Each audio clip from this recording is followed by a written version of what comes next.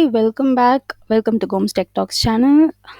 Today I have an exciting topic to dive into, that is the triggers in table. Okay, so we'll be understanding what are triggers in table, what are the types of triggers, and how we can use these triggers, and a sample logic which you can implement in that particular trigger.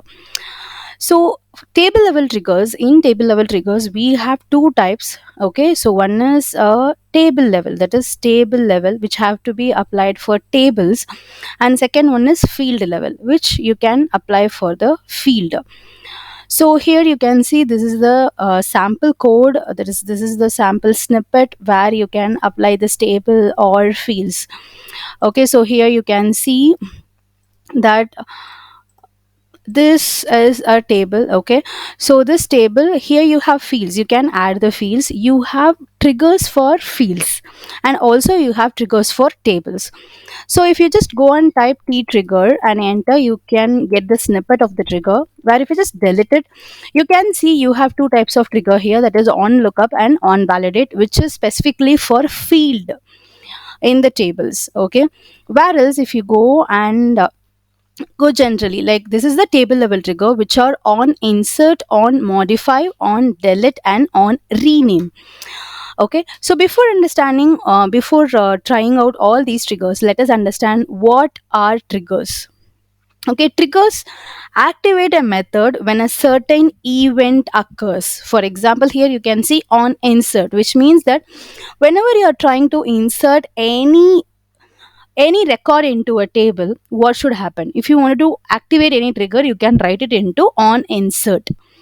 Okay, so triggers are useful for doing calculations and validation, so you can write the calculations as well as you can validate the particular field. So compared to properties, they provide a more diverse effective way of going such operations. For example, you can use triggers in reports to control how data is selected and retrieved. Okay, and now let us understand each and every trigger. So we are now concentrating only on the table level triggers, which are on insert, on modify, on delete, and on rename. These four triggers. Okay, let us see like where you have to use it, how you can use it, and everything. Okay, so the first trigger is on insert trigger. This trigger is fired when a new record is inserted into a table. It opens up possibilities for performing actions such as soon as the data is added. Okay, so for example, if you are handling a new record insertion, you can calculate values, validate input, generate related records, or send notifications. So let us have a real time understanding. Like imagine you are running an inventory management system. Okay, you are having an inventory management system. Okay, so when a product is added to your inventory table, so you have an inventory table. When a product is added to the inventory table, you can leverage the on insert trigger to automatically update the stock accounts.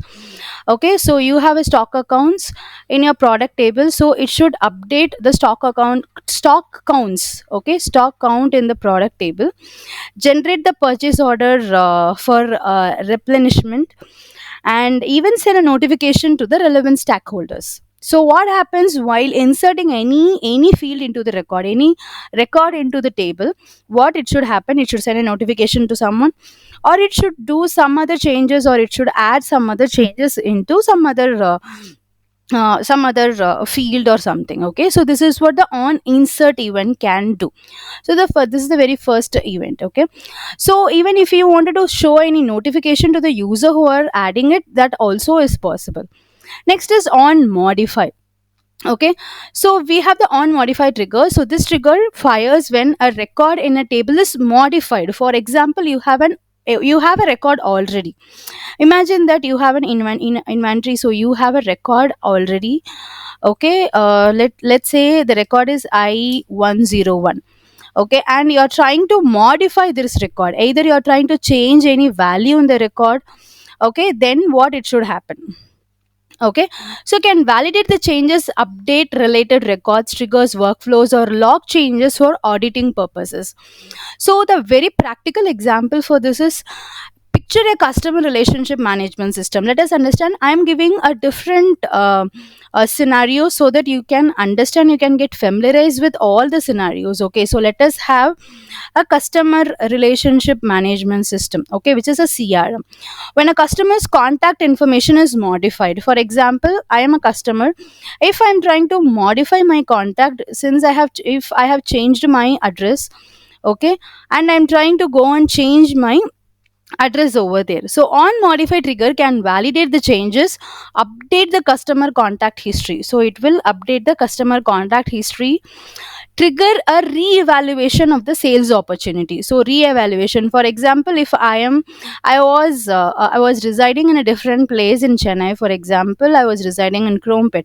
There a particular salesperson have been looking into my all the orders, but now I have been changed to Thuraipakam. So in this particular location some other salesperson will be there. So all my details will be updated to this particular salesperson. Okay, so and the log and the modification for the future references. So all these things will happen when I just go ahead with the on modify. Okay, so the next one is on delete trigger. If you just take on delete trigger, so this is on delete, right? So this trigger fires when a record is deleted from the table. It enables us to perform cleanup operations and maintain data consistency. So you can understand this like, on delete trigger empowers us to handle record deletions. You can update the related records, archive the data, or trigger necessary actions. And let us explore the real time example. Okay, here I am using an order management system. So here you can see, if you are using an order management system, okay, okay, so when an order is deleted, if a person is deleting the order, if the customer is deleting an order, okay, the on delete trigger will update the inventory levels. It will update the inventory levels, cancel the associated shipment, okay, shipments, and reverse the financials. Okay, because we have to repay the amount, right? Reverse the financial transaction and archive the deleted record, because we should understand the customer behavior as well. So whoever has been deleting often, placing placing and deleting it often, most of the customer behavior can be deleted, can be recorded. So deleted order for historical reference as well. So all these can be done when on delete is happened. Like this, if someone is deleting the order, then it should be updated. All these things, it should be updated. So this is where on delete event, on delete trigger will come to a action. And finally, let us understand what is on rename. We have an on rename trigger. This trigger fires when a record is modified in a primary key field. So it's a vital tool for maintaining a data integrity. The on rename trigger helps us to handle changes to primary key fields. You can update related records, ensure data consistency, or notify stakeholders. Let us imagine an employee management system. Okay, here you can see, let us understand employee management system. So what happens when an employee's unique identifier such as an employee ID is modified? Okay, employer ID, probably we won't modify it. The on rename trigger can update references to the employee in the other tables. So the employee ID will be related to many other tables. That is, this is an employee table, it is an project table, okay, this is some other table, so which are related with this employee ID. All these will be triggered. So on rename trigger can update references to the employee in other table, ensure data integrity in reports, and notify relevant departments about the change. So and there we have all these things. So we have understand what are the concepts of all these things. So when a table, even you can write a simple notification. Okay, so when a table is inserted, so you can write like, okay, you have inserted a new record, you have inserted a record. Okay, so this is a simple message, you can just throw it to the user. Or else, even if you wanted to validate something, you can validate it. Okay, so if the particular field is. If for field level, you can just validate it here. So that is what on validate field. Okay.